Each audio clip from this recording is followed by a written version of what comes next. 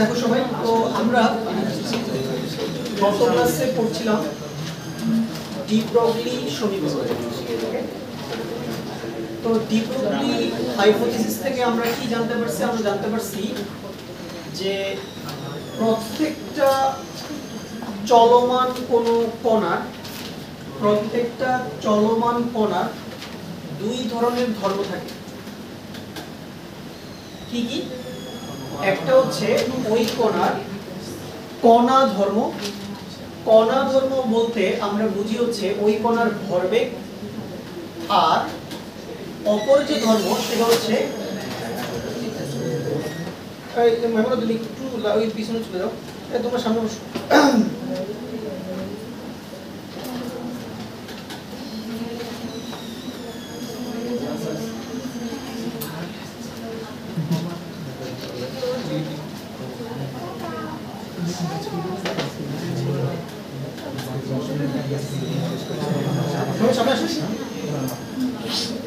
আনলে তোমরা সামনে আসো, তাহলে মেয়েরা আসবে না? আসো। ওই তো লম্বা জোরে মনে রাখবো, সামনে বসলে বসে কষ্ট করে বসে আসো।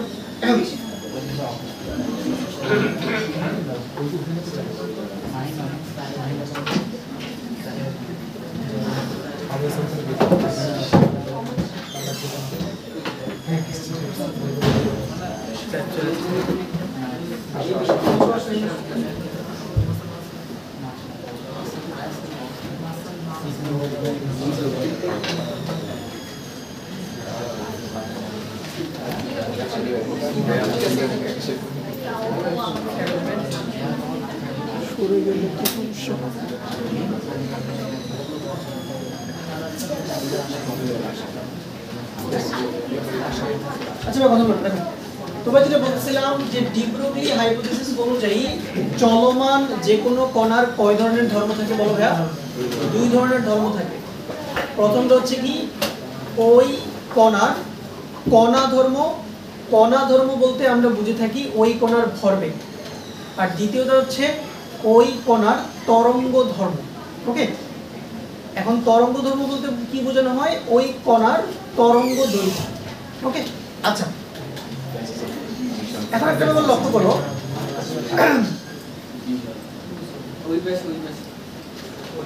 এখন দেখো যেই কণাগুলার ভর অনেক বেশি থাকে, যেমন ধরো আমি বা তুমি, এই কলম, রাস্তায় চলমান কোনো গাড়ি, তাদের ক্ষেত্রে মূলত তোমার কণা ধর্মটা অধিক দৃষ্টিগোচর হয়। কিন্তু যেই কণাগুলার ভর অনেক কম, যেমন ধরো ইলেকট্রন, প্রোটন, নিউট্রন, অর্থাৎ সাব অ্যাটমিক পার্টিকেল যারা, তাদের ক্ষেত্রে মূলত আসলে তোমার ভরবেগের চেয়ে তরঙ্গ ধর্মটা কি অধিক গুরুত্বপূর্ণ, ঠিক আছে কিনা? ওকে, তাহলে মনে করো আমরা যদি ইলেকট্রনের কথা চিন্তা করি, ইলেকট্রন হচ্ছে একটা সাব অ্যাটমিক পার্টিকেল যেটা হচ্ছে যে কোনো পরমাণুর অভ্যন্তরে থাকে। তাহলে ইলেকট্রনের কয় ধরনের ধর্ম আছে? দুই ধরনের ধর্ম আছে। এক নম্বর হচ্ছে ইলেকট্রনের কণা ধর্ম। কণা ধর্ম বলতে কি বোঝানো হয়? ইলেকট্রনের ভরবেগ। আর দ্বিতীয়ত হচ্ছে ইলেকট্রনের কি ধর্ম? তরঙ্গ ধর্ম। আর তরঙ্গ ধর্ম বলতে কি বোঝানো হয়? ইলেকট্রনের তরঙ্গ দৈর্ঘ্য। ওকে, আচ্ছা সো এখন দেখো আমরা এই যে বোর পরমাণু মডেল পড়ে আসছি, তোমরা সবাই 9 10 এ বোর পরমাণু মডেল পড়ছো, আমরা ইন্টারমিডিয়েটে খুব ডিটেইলসে কিন্তু বোর পরমাণু মডেল স্টাডি করলাম। তো এই বোর পরমাণু মডেল আমাদেরকে বলে যে ইলেকট্রনের শুধুমাত্র কণা ধর্ম আছে। ইলেকট্রনের শুধুমাত্র কি ধর্ম আছে? কণা ধর্ম আছে। আর আমাদের যে বোর পরমাণু মডেলটা আছে এটা মূলত তোমার ক্লাসিক্যাল মেকানিক্স অনুযায়ী প্রতিষ্ঠিত। Classical mechanics means Newtonian mechanics. তোমরা সবাই নিউটনের ল পড়ছো না? First law, second law, third law. তাহলে এই নিউটনীয় বলবিদ্যার উপর ভিত্তি করে মূলত বোর পরমাণু মডেল প্রতিষ্ঠিত। বাট বর্তমানে আমাদের সবচেয়ে আধুনিক যে পরমাণু মডেল সেটা মূলত আসলে কার উপর ভিত্তি করে প্রতিষ্ঠিত? কোয়ান্টাম মেকানিক্সের উপর ভিত্তি করে প্রতিষ্ঠিত। ওকে, তাহলে কোয়ান্টাম মেকানিক্স হচ্ছে আমাদের পদার্থবিজ্ঞানের খুব গুরুত্বপূর্ণ একটা শাখা। তো কোয়ান্টাম মেকানিক্স আসলে আমরা কি নিয়ে পড়াশোনা করি? কোয়ান্টাম মেকানিক্সের পড়াশোনা মূলত তোমার মাইক্রোস্কোপিক পার্টিকেল নিয়ে, অর্থাৎ পরমাণুর অভ্যন্তরে যে কণাগুলো থাকে এগুলো নিয়ে আমাদের পদার্থবিজ্ঞানের যেই শাখায় পড়াশোনা করানো হয় তাকে কি বলা হয়? Quantum mechanics. ওকে, আর তোমরা এই যে তোমাদের ফিজিক্সে পড়বা গতিবিদ্যা, তারপরে তোমরা পড়বা নিউটনীয় বলবিদ্যা, কাজ ক্ষমতা, শক্তি, এগুলো পড়বা না? তোমরা সামনে পড়বা। এই যে তুমি ফিজিক্সে যে চ্যাপ্টারগুলো পড়বা এর পুরাটার মূল ফাউন্ডেশনটা কোথা থেকে আসছে? নিউটনের সূত্র থেকে। কথাটা বুঝতে পারছো? ক্লাসিক্যাল মেকানিক্স থেকে। ওকে, তার মানে ক্লাসিক্যাল মেকানিক্সটা মূলত নিউটনীয় বলবিদ্যার উপর ভিত্তি করে প্রতিষ্ঠিত।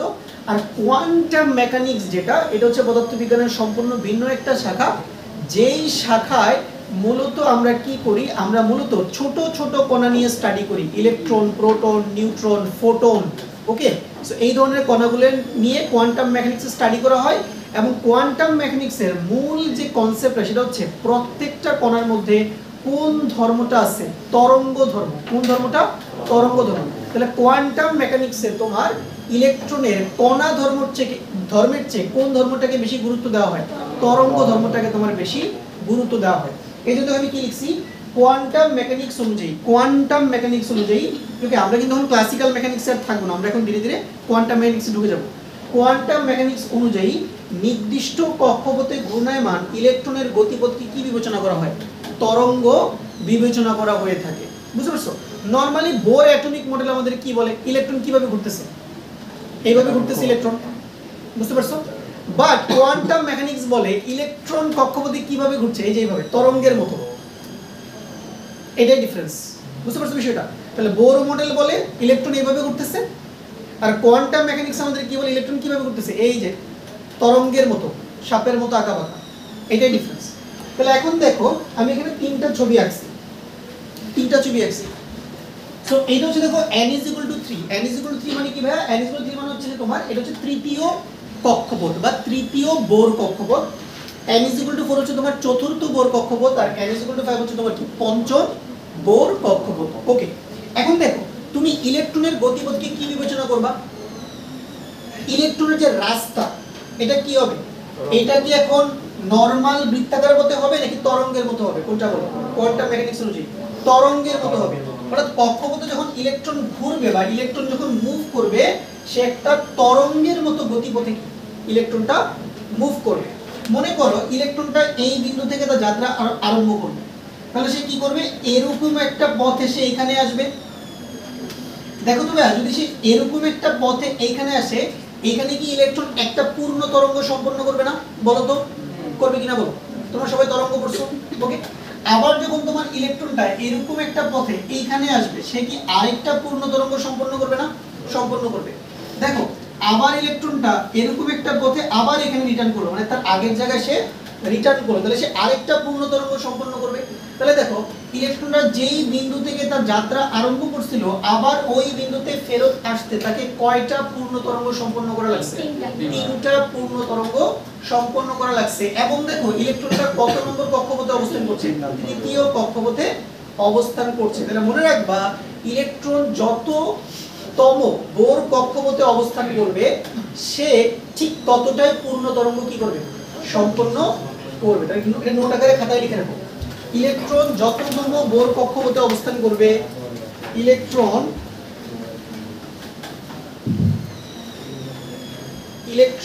যততম বোর কক্ষপথে অবস্থান করবে,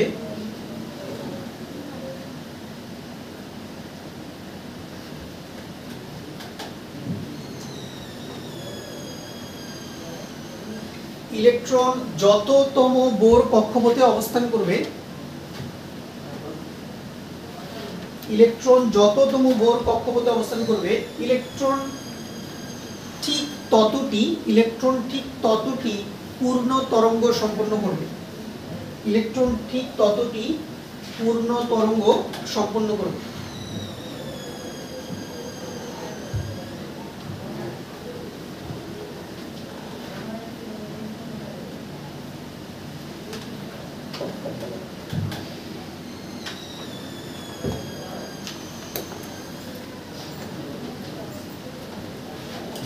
ওকে, এবার চলো আমরা চলে যাই চতুর্থ কক্ষপথে। ঠিক আছে, n = 4। মনে করো একটা ইলেকট্রন চতুর্থ কক্ষপথে ঘূর্ণায়মান আছে, ওকে? এবং ইলেকট্রনের গতিপথকে আমরা কি বিবেচনা করে নিছি? তরঙ্গ বিবেচনা করে নিছি। আচ্ছা, এখন মনে করো ইলেকট্রনটা ভাই এইখান থেকে স্টার্ট করলো, তাহলে সে এইখান থেকে একটা পূর্ণ তরঙ্গ সম্পন্ন করে এখানে আসলো, সে এবার আরেকটা পূর্ণ তরঙ্গ সম্পন্ন করে এখানে আসলো, আরেকটা পূর্ণ তরঙ্গ সম্পন্ন করে এখানে আসলো, এবং আরেকটা পূর্ণ তরঙ্গ সম্পন্ন করে কি আবার আগের জায়গায় ফেরত আসলো। তাহলে যেহেতু সে চতুর্থ কক্ষপথে ঘূর্ণায়মান, এই জন্য সে কয়টা পূর্ণ তরঙ্গ সম্পন্ন করছে বা কয়টা পূর্ণ স্পন্দন সম্পন্ন করছে? 4টা পূর্ণ স্পন্দন সম্পন্ন করছে। ওকে, আচ্ছা, তাহলে আমরা n = 4 পেয়ে গেলাম। এবার আসো, যদি ইলেকট্রনটা পঞ্চম কক্ষপথে ঘূর্ণায়মান থাকে, তাহলে দেখো কয়টা পূর্ণ তরঙ্গ হবে? এবার বলো ভাইয়া। 5টা পূর্ণ তরঙ্গ হবে। তাহলে এখান থেকে স্টার্ট করবে, এই একটা পূর্ণ তরঙ্গ, আরেকটা পূর্ণ তরঙ্গ, আরেকটা পূর্ণ তরঙ্গ, 3টা হলো, এই 4টা, এই কয়টা হলো? 5টা পূর্ণ তরঙ্গ। তার মানে ইলেকট্রন আর নরমাল সার্কুলার পথে আর ইলেকট্রন মুভ করবে না। তাহলে এখন ইলেকট্রনের পুরো গতিপথ বা তার যে চলার পথ, এটা হয়ে যাবে কি একটা ওয়েভ। এটা কি হয়ে যাবে? ওয়েভ। এবার আমাকে বলো, আমি একটা তোমাকে কথা বলছিলাম যে যদি আমরা ইলেকট্রনকে একটা কণা হিসেবে বিবেচনা করি, তাহলে কণার কিন্তু সুনির্দিষ্ট অবস্থান বের করা যায়। ঠিক আছে না? যেমন মনে করো তোমরা একটা এই কলমটাকে মনে করো তুমি হচ্ছে 49 মিটার পার সেকেন্ড বেগে উপরের দিকে ছুঁড়ে মারলাম। তাহলে তুমি কি এটা ভাইয়া বের করতে পারবে না যে কলমটা 2 সেকেন্ড পর কত উচ্চতায় থাকবে? বের করা যাবে?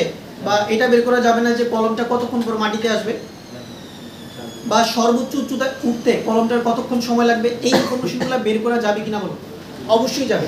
তার মানে ক্লাসিক্যাল মেকানিক্স হচ্ছে আমরা যদি এই কলমটা সম্পর্কে কিছু ডাটা জানি তাহলে বাকি ডাটাগুলো কি করা যাবে? বের করা যাবে। অর্থাৎ কলমটার যদি ইনিশিয়াল আদিবেগটা জানি তাহলে আমি কিন্তু বাকি ডাটাগুলো আমি কি করতে পারবো? বের করতে পারবো। এটা হচ্ছে ক্লাসিক্যাল মেকানিক্স। ইনিশিয়াল ভেরিয়েবলগুলো জানা থাকলে ফাইনাল ভেরিয়েবলগুলো কি করা যাবে? বের করা যাবে। এটা হচ্ছে ক্লাসিক্যাল মেকানিক্স। এবং এই সিচুয়েশনে কলমটাকে কি হিসেবে ট্রিট করা হয়েছে? একটা কণা হিসেবে কি করা হয়েছে? ট্রিট করা হয়েছে। কথাটা বুঝতে পারছো কিনা? বাট কোয়ান্টাম মেকানিক্সে আমরা সবকিছুকে কি হিসেবে ট্রিট করি? তরঙ্গ হিসেবে ট্রিট করি। এখন আমাকে বলো, তরঙ্গের কি কোনো সুনির্দিষ্ট অবস্থান থাকে? মনে করে যে তুমি ফোনে কথা বলতেছো, এটা কি ধরনের তরঙ্গ? ইলেকট্রোম্যাগনেটিক ওয়েভ, তাড়িৎ চুম্বক তরঙ্গ। ওকে, এই দেখো রেডিও ওয়েভ, মাইক্রোওয়েভ, তারপরে গামা রে, তারপরে তোমার ভিজিবল রে, এই যে আমরা যে আলো দেখতেছি এগুলো কি তাড়িৎ চুম্বক তরঙ্গ না সব? তাহলে তাড়িৎ চুম্বক তরঙ্গ কার বেগে চলে? আলোর বেগে চলে। আলোর বেগে চলে।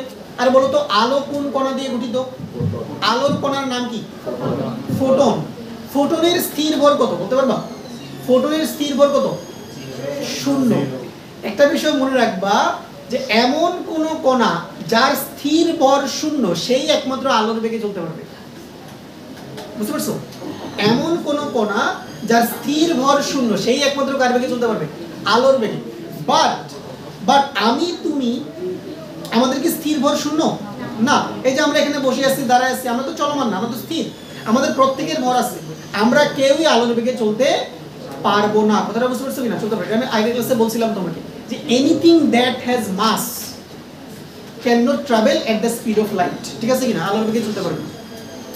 ওকে, তাহলে আশা করি তুমি বুঝতে পারছো যে ইলেকট্রনের গতিপথটা কিভাবে সৃষ্টি হয় একটা তোমার বোর কক্ষপথে।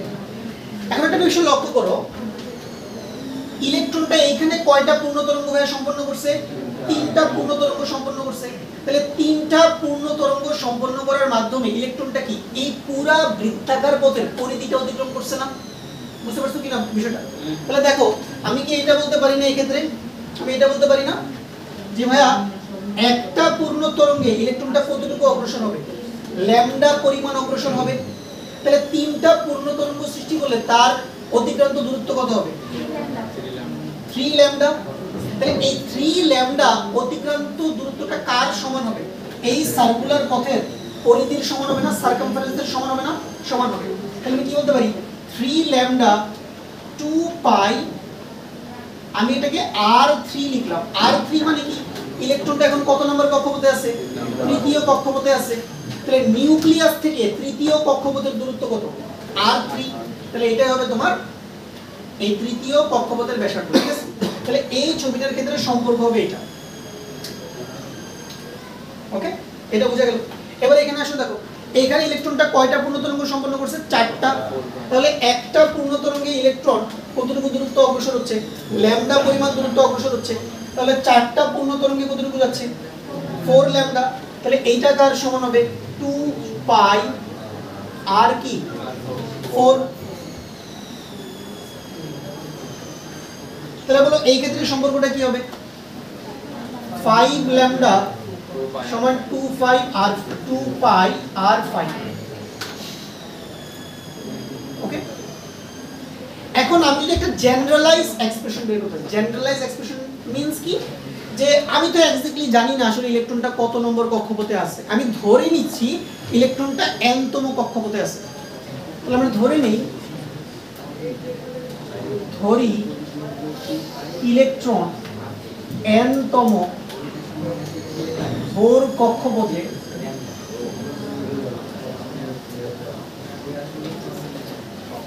অবস্থান করছে।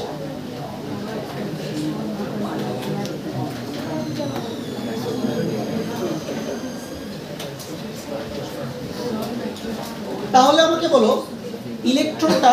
ইলেকট্রনটা কতটুকু ডিসটেন্স অতিক্রম করবে? n ল্যামডা পরিমাণ ডিসটেন্স অতিক্রম করবে। বিকজ তৃতীয় কক্ষপথে থাকলে 3 ল্যামডা, চতুর্থ কক্ষপথে থাকলে 4 ল্যামডা, পঞ্চম কক্ষপথে থাকলে কি 5 ল্যামডা। তাহলে n তম কক্ষপথে থাকলে অতিক্রান্ত দূরত্ব কত হবে n ল্যামডা। তাহলে এই n ল্যামডা কার সমান হবে বলো বৃত্তাকার পথের পরিধির সমান হবে না, বা এই বৃত্তাকার কক্ষপথের পরিধির কি হবে সমান হবে, ঠিক আছে কিনা সমান হবে। তাহলে আমরা লিখে ফেললাম n lambda is equal two 2 pi r। তার মানে এই সম্পর্কটা তোমাকে মনে রাখতে হবে n lambda is equal two 2 pi r। ওকে আচ্ছা, এরপরে দেখো লাস্ট ক্লাসে আমরা ডি ব্রগলির সমীকরণ লিখছিলাম। ডি ব্রগলির সমীকরণটা কি ছিল? ডি ব্রগলির সমীকরণটা ছিল তোমার lambda is equal to h by p। Okay, তাহলে চলমান যে কোনো কণার চলমান কি বলছি, কণা কিন্তু স্থির থাকা যাবে না, কণা অবশ্যই কি থাকতে হবে চলমান থাকতে হবে, চলমান থাকতে হবে।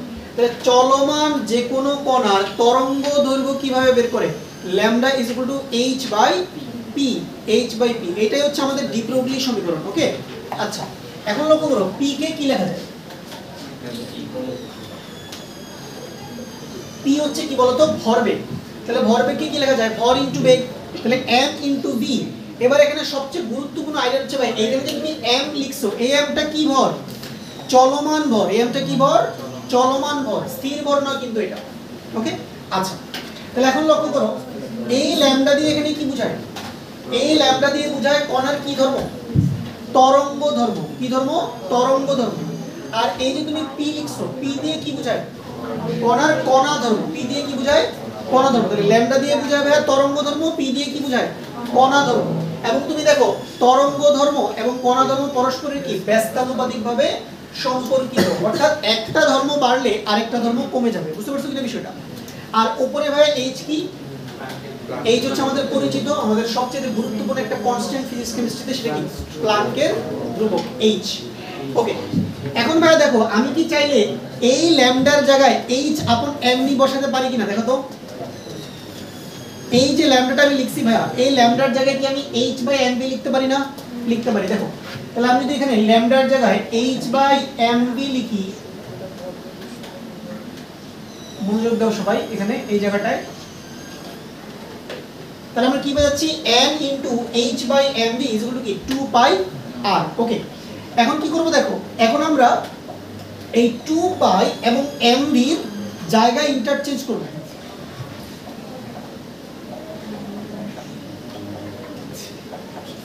দেখো আমরা m এর জায়গায় 2 পাই কি নিয়ে আসব, m এর জায়গায় আমরা 2 পাই কি নিয়ে আসব, আর 2 পাই এর জায়গায় আমরা কাকে নিয়ে যাব mv কে নিয়ে যাব।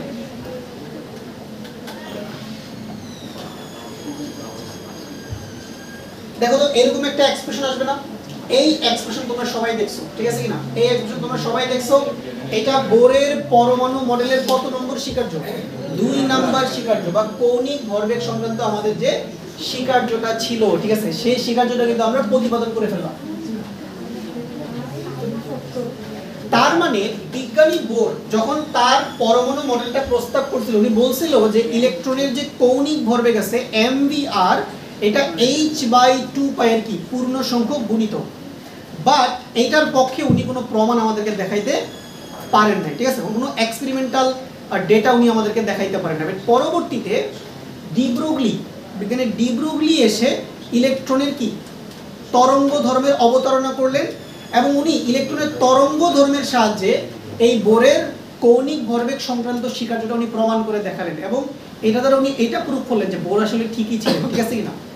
যদিও বোর আমাদেরকে কোনো ব্যাখ্যা দেখাইতে পারেন না এটার পক্ষে যে কেন mvrnh বাই 2 পাই এর সমান হবে, বাট পরবর্তীতে আমরা কিন্তু নানান ধরনের এক্সপেরিমেন্ট থেকে আমরা এটা জানতে পারি যে বোরের দ্বিতীয় স্বীকার্যটা আলটিমেটলি কারেক্ট ছিল। কথাটা বুঝতে পারছিলেন? ওকে, এখানে 2 পাই আর এর সাথে কি n লেখা লাগবে না? আর এর নিচে না, আলটিমেটলি তুমি r লেখো, r সূত্রে n, এত n ল্যামডা সূত্রে হ্যাঁ লিখতে পারো, কোনো সমস্যা নাই।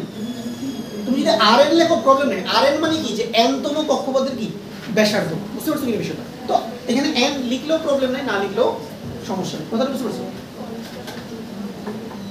তাহলে বুঝা গেল ভাইয়া, তাহলে কিভাবে আমরা ইলেকট্রনের তরঙ্গ ধর্ম প্রুফ করলাম, কার সাহায্যে? ডি ব্রগলি সমীকরণের সাহায্যে। এবং সেখান থেকে আমরা একই সাথে কিন্তু আমরা বোরের পরমাণু মডেলের দ্বিতীয় স্বীকার্যটা আমরা কি করলাম প্রুফ করে দেখাইলাম। ঠিক আছে, ক্লিয়ার সবার এতটুকু? ওকে আচ্ছা, এবার তোমরা একটু লিখে ফেলো যে বোরের পরমাণু মডেলের সীমাবদ্ধতাগুলো তোমরা একটু লিখে ফেলো। বোরের পরমাণু মডেলের সীমাবদ্ধতা।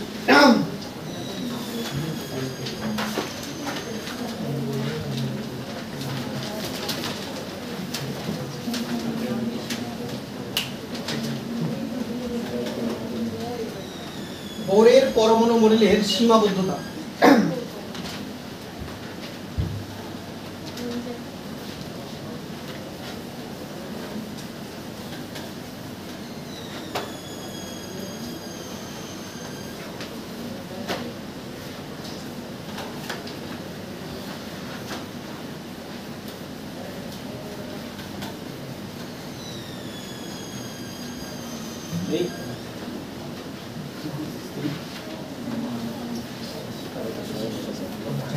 লিখো 1 নম্বর লিখো, 1 নম্বর লিখো এই মডেল লিখো এই মডেল একাধিক ইলেকট্রন বিশিষ্ট, লিখো এই মডেল একাধিক ইলেকট্রন বিশিষ্ট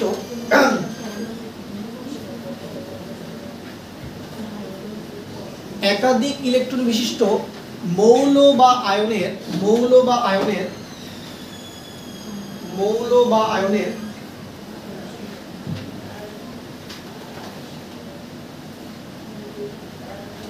বর্ণালী ব্যাখ্যা করতে পারে না। বর্ণালী ব্যাখ্যা করতে পারে না।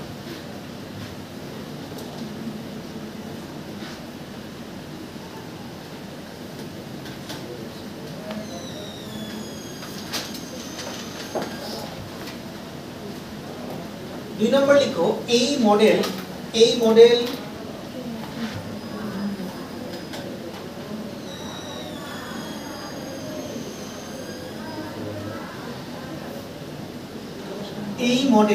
জিমেন ইফেক্ট, লিখো এই মডেল জিমেন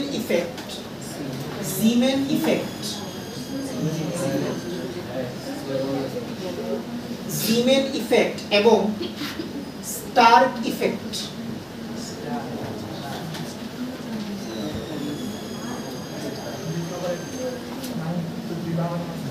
লিখো এই মডেল জিমেন ইফেক্ট এবং স্টার্ক ইফেক্ট ব্যাখ্যা করতে পারে না।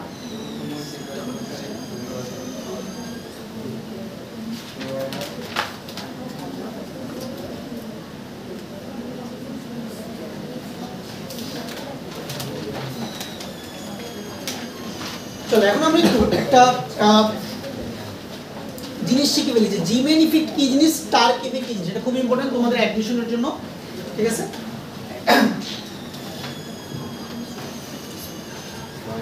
দেখো আমরা প্রত্যেকই বর্ণালী সম্পর্কে হালকা পাতলা আমাদের ধারণা আছে। দেখো আমরা কিন্তু অলরেডি পড়ে আসছি কোন একটা ইলেকট্রন যখন উচ্চ শক্তি স্তর থেকে নিম্ন শক্তি স্তরে নেমে আসে তখন ইলেকট্রনটা কি করে? শক্তি বিকিরণ করে। এটা আমরা সবাই জানি, এই বেসিক আমাদের সবার আছে যে ইলেকট্রন উচ্চ শক্তি স্তর থেকে নিম্ন শক্তি স্তরে নেমে আসলে শক্তি বিকিরণ করবে। এখন প্রশ্ন হচ্ছে এই শক্তিটা সে কিসের মাধ্যমে বিকিরণ করবে, কি রূপে বিকিরণ করবে? সে শক্তিটা বিকিরণ করবে আলো হিসেবে। কিভাবে বিকিরণ করবে? আলো। ওকে, আলো মানে কি ভাই? ফোটন। ফোটন দেখতে কিরকম? সাপের মতো আঁকাবাঁকা। অ্যাকচুয়ালি এখানে সাপের মতো আঁকাবাঁকা বলতে কি বোঝানো হচ্ছে? সাপের মতো আঁকাবাঁকা বলতে বোঝানো হচ্ছে আলটিমেটলি একটা তরঙ্গ, এটা না, আলো একটা তরঙ্গ। এইজন্য আমরা সাপের মতো আঁকাবাঁকা এরকম ছবি এঁকে থাকি। ওকে, তাহলে একটি ইলেকট্রন যখন উচ্চ শক্তি স্তর থেকে নিম্ন শক্তি স্তরে ফিরে আসে, শুভ আমি একবার স্যান্ডেল নিয়েছি, একটু বলে দিতে পারেন স্যার? বুঝিনি, ওই স্যান্ডেল নিয়েছি বললি, এখানে এখন তো বের হবে না। হ্যাঁ হ্যাঁ জি স্যার, এখন বের হয়ে যাবে না স্যার একটু পরে। ঠিক আছে স্যার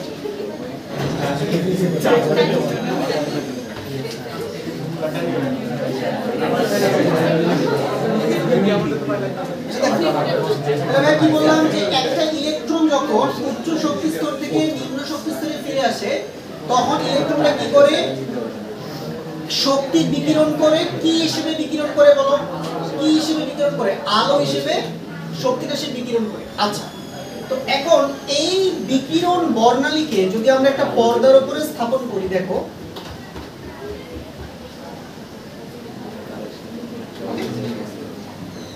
তাহলে তুমি পর্দার উপরে কি দেখতে পারবা? তুমি পর্দার উপরে তুমি নির্দিষ্ট তরঙ্গ দৈর্ঘ্যের, মনোযোগ দাও সবাই, নির্দিষ্ট তরঙ্গ দৈর্ঘ্যের আলোর একটা রেখা তুমি কোথায় দেখতে পারবা? পর্দার উপরে দেখতে পারবা। মানে ইলেকট্রনটা উপর থেকে নিচে জাম্প করলো, জাম্প করার ফলে সে কি করলো? সে হচ্ছে শক্তি বিকিরণ করলো কি হিসেবে? আলো হিসেবে। ওকে, সে একটা নির্দিষ্ট তরঙ্গদৈর্ঘ্যের আলো বিকিরণ করলো, ওই আলোটাকে পর্দার উপর আমরা কিভাবে দেখতে পারবো? এরকম একটা রেখার মতো দেখতে পারবো, রেখার মতো দেখতে পারবো। তাহলে যখনই ইলেকট্রন উপর থেকে নিচে আসবে, শক্তি বিকিরণ করবে, তাহলে শক্তিটা কি হিসেবে বিকিরণ করবে? আলো হিসেবে বিকিরণ করবে। ওই তরঙ্গদৈর্ঘ্যের আলোটাকে আমরা কোথায় দেখতে পারবো? পর্দার উপরে একটা রেখা আকারে কি আমরা দেখতে পারবো। এই জন্য এই ধরনের বর্ণালীকে আমরা কি বলে থাকি? রেখা বর্ণালী। কি বলে থাকি? রেখা বর্ণালী, লাইন স্পেকট্রাম। ওকে, তাহলে মনে করো এটা একটা বর্ণালী রেখা, এটা একটা বর্ণালী রেখা, এটা একটা বর্ণালী রেখা।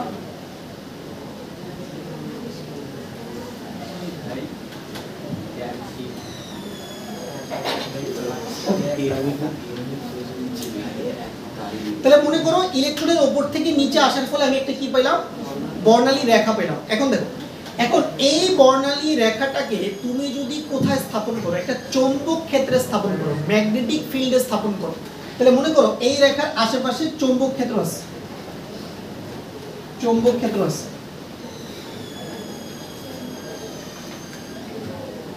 চৌম্বক ক্ষেত্র,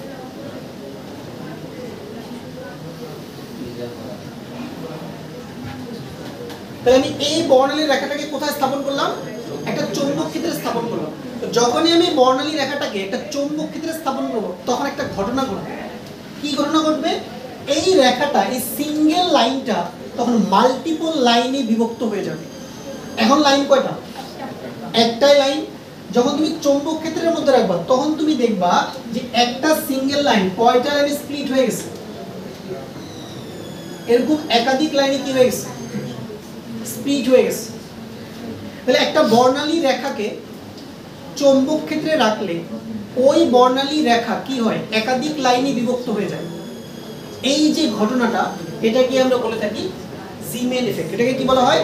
জিমেন এফেক্ট। তাহলে লিখে ফেলো সবাই, সংজ্ঞা লিখে ফেলো যে চৌম্বক ক্ষেত্রের প্রভাবে, চৌম্বক ক্ষেত্রের প্রভাবে, চৌম্বক ক্ষেত্রের প্রভাবে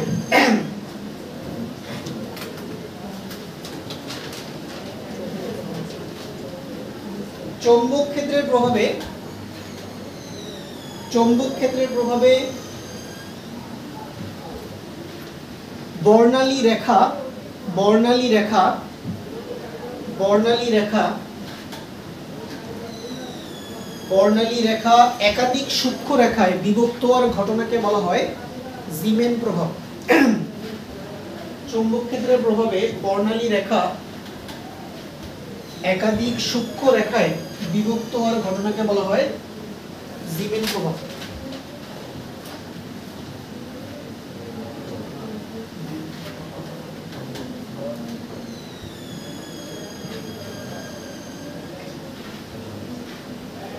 এরপরে লিখো যে তড়িৎ ক্ষেত্রের প্রভাবে, তড়িৎ ক্ষেত্রের প্রভাবে।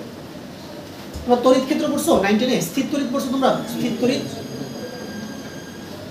সেখানে তোমার তড়িৎ ক্ষেত্র নিয়ে তো আলোচনা ছিল। লিখো তড়িৎ ক্ষেত্রের প্রভাবে, তড়িৎ ক্ষেত্রের প্রভাবে, তড়িৎ ক্ষেত্রের প্রভাবে, তড়িৎ ক্ষেত্রের প্রভাবে বর্ণালী রেখা, বর্ণালী রেখা কতগুলো সূক্ষ্ম রেখায় বিভক্ত হওয়ার ঘটনাকে, কতগুলো সূক্ষ্ম রেখায় বিভক্ত হওয়ার ঘটনাকে বলা হয়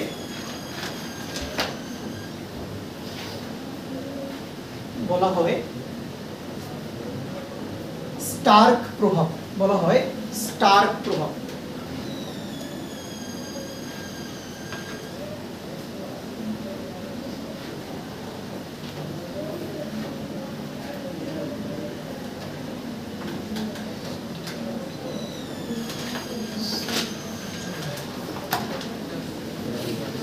বুঝে গেল ভাইয়া? 2 নাম্বার সীমাবদ্ধতা বোর মডেলের। বোর মডেল এই জিমেইন ইফেক্ট স্টারক ইফেক্ট কি করতে পারে না, ব্যাখ্যা করতে পারে না। এবার 3 নাম্বার সীমাবদ্ধতা লিখো। লিখো বোর মডেল অনুযায়ী ইলেকট্রনের কক্ষপথ দ্বিমাত্রিক। বোর মডেল অনুযায়ী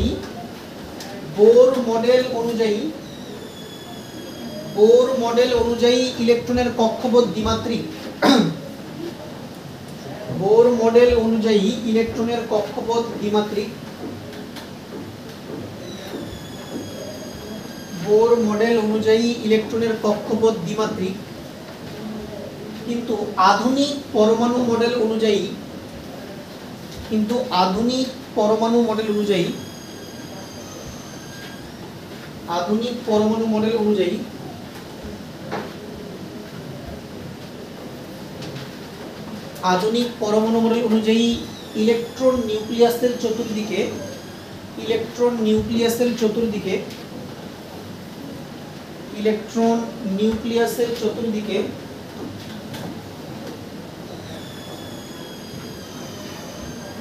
ইলেকট্রন নিউক্লিয়াসের চতুর্দিকে ত্রিমাত্রিক জায়গায় অবস্থান করে। ইলেকট্রন নিউক্লিয়াসের চতুর্দিকে ত্রিমাত্রিক জায়গায় অবস্থান করে। এগুলো নিয়ে আমরা ইনশাআল্লাহ বিস্তারিত সামনে পড়াশোনা করব। একদম ভিজুয়ালাইজেশন সহ আমরা যেগুলো পড়ব।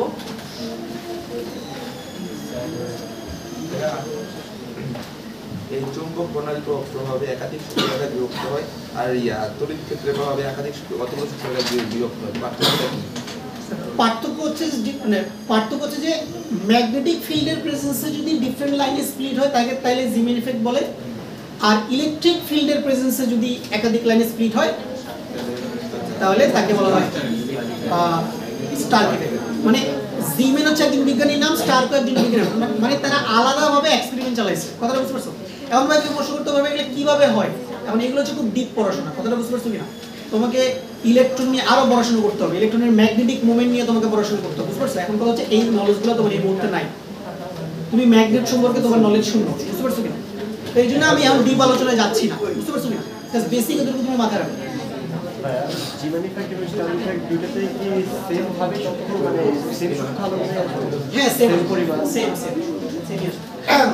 জাস্ট ইলেকট্রিক ফিল্ডের সাথে ইলেকট্রনের ইন্টারঅ্যাকশন একরকম, আর ম্যাগনেটিক ফিল্ডের সাথে ইলেকট্রনের ইন্টারঅ্যাকশন আরেকরকম। Interaction different. ওকে, এবার লিখো 4 নম্বর সীমাবদ্ধতা লিখো সবাই। লিখো বোর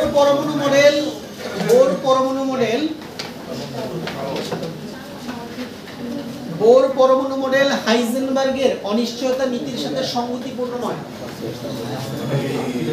দেখো বোর পরমাণু মডেল হাইজেনবার্গের অনিশ্চয়তা নীতির সাথে সঙ্গতিপূর্ণ নয়। বোর পরমাণু মডেল হাইজেনবার্গের অনিশ্চয়তা নীতির সাথে সঙ্গতিপূর্ণ নয়।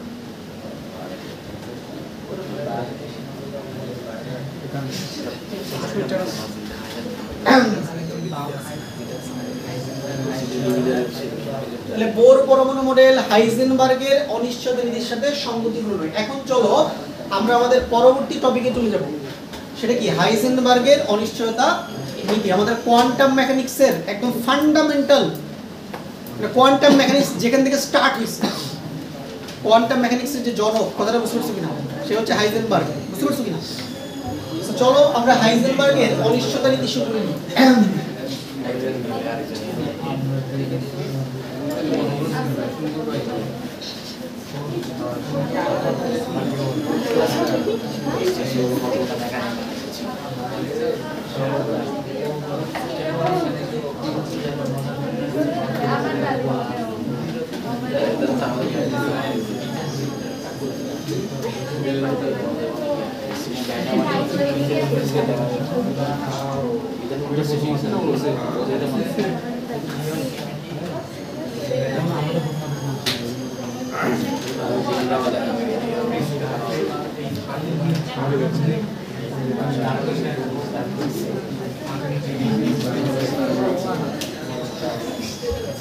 দেখো সবাই হাইজেনবার্গের অনিশ্চয়তা নীতি।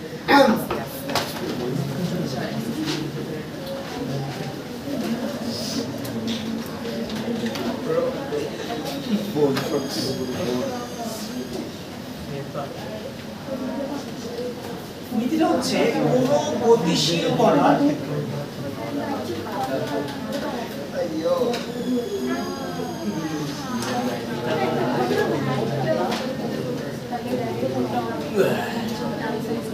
অবস্থান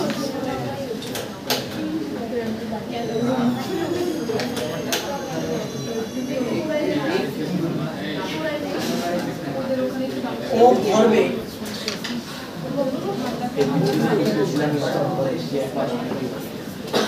একই সাথে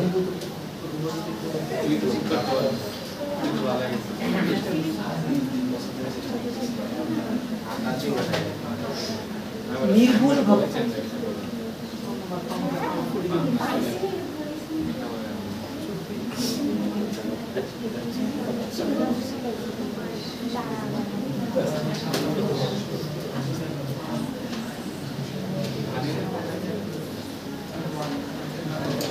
পরিমাপ করা সম্ভব নয়। হ্যাঁ, একই সাথে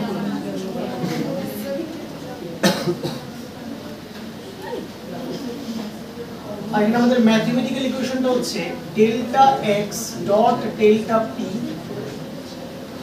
গ্রেটার ইকুয়াল এইচ বাই 4 পাই।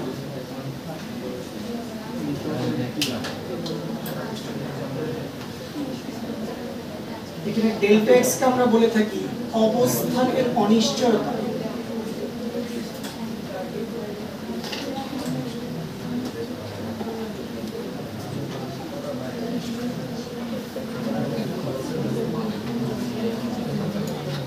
বা এটাকে বলা যায় অবস্থান পরিমাপে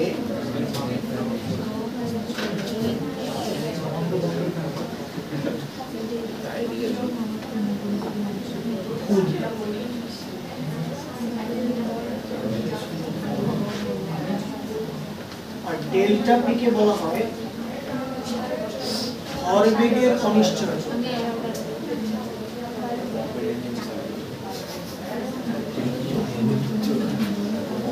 সমান ভরবেগ পরিমাপের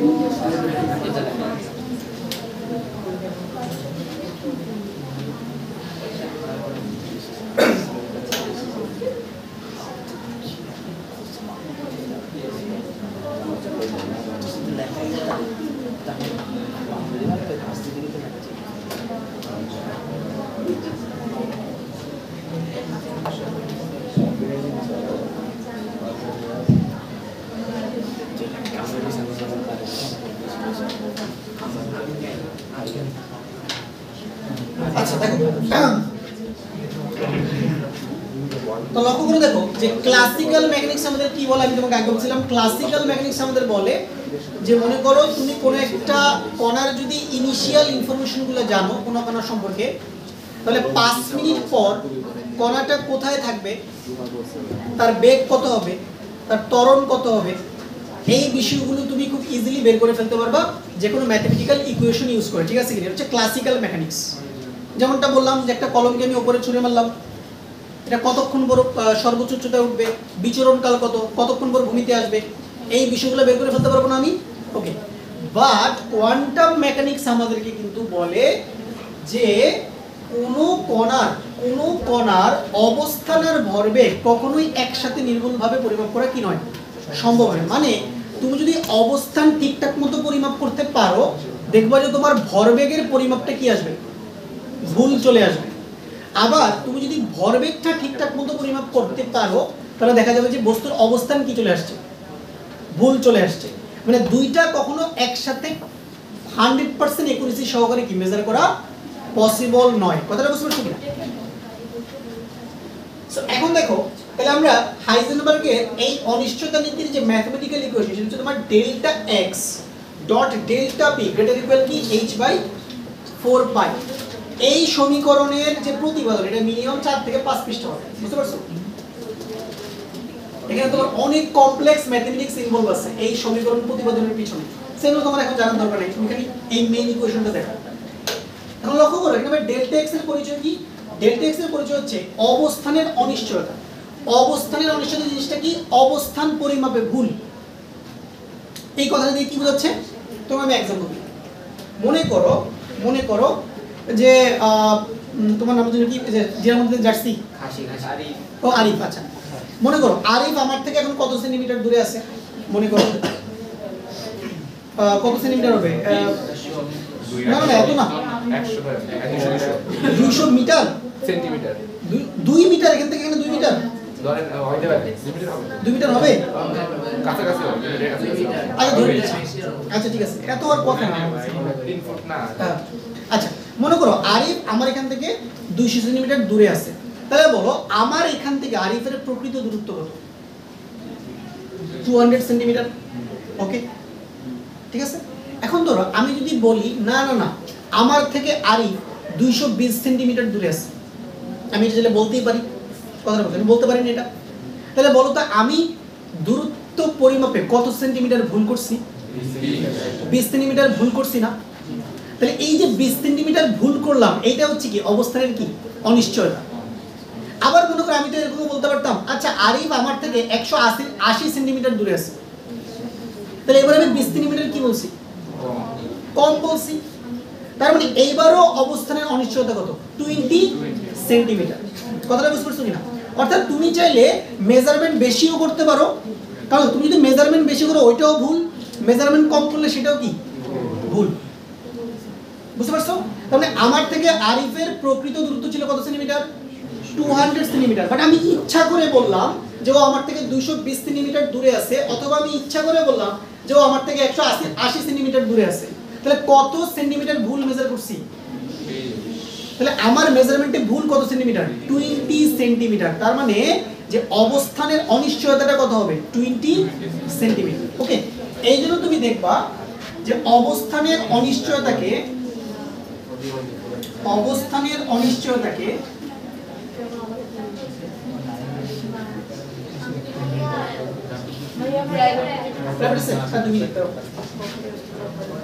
বুঝাই দিতে হবে। তাহলে ভাই দেখো এই ক্ষেত্রে অবস্থানের অনিশ্চয়তা কত? প্লাস মাইনাস কত? 20 সেন্টিমিটার। তার মানে তুমি 20 সেন্টিমিটার বেশি মেজার করছো, অথবা তুমি 20 সেন্টিমিটার কি মেজার করছো? কম মেজার করছো। ওকে, এবার ধরো তুমি আমি আরেকটা एग्जांपल দিই। মনে করো রাস্তায় তুমি একটা গাড়ি চালাচ্ছ। ধরো তোমার গাড়িটা মনে করো 80 কিলোমিটার পার আওয়ার বেগে চালাচ্ছ তুমি। অর্থাৎ তুমি গাড়ির ভিতরে আছো, মনে করো তুমি গাড়ির ভিতরে আছো এবং গাড়ির ভিতরে স্পিডোমিটারে কত দেখাচ্ছে? 80 কিলোমিটার পার আওয়ার দেখাচ্ছে। আচ্ছা, তাহলে গাড়ির প্রকৃত বেগ কত? 80 কিলোমিটার পার আওয়ার।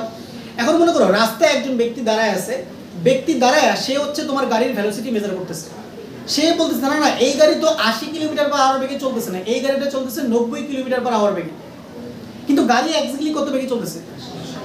80 তে চলতেছে, বাট ওই লোক বলতেছে তোমার গাড়ি কত বেগে চলতেছে? 90 তে চলতেছে। তাহলে ওই ব্যক্তি কত কিলোমিটার পার আওয়ার ভুল মেজার করছে? 10 কিলোমিটার পার আওয়ার ভুল মেজার করছে। এখন ধরো আমি যে আরেকটা ব্যক্তিকে জিজ্ঞেস করলাম ভাই বলেন তো এই ব্যক্তিটা গাড়ি কত বেগে চালাচ্ছে, সে বলল না না না এ তো 80 তে চালাচ্ছে না, এ তো 70 এ চালাচ্ছে। তাহলে ওই ব্যক্তি কত কিলোমিটার পার আওয়ার কম মেজার করছে? 10 কিলোমিটার পার আওয়ার কম মেজার করছে।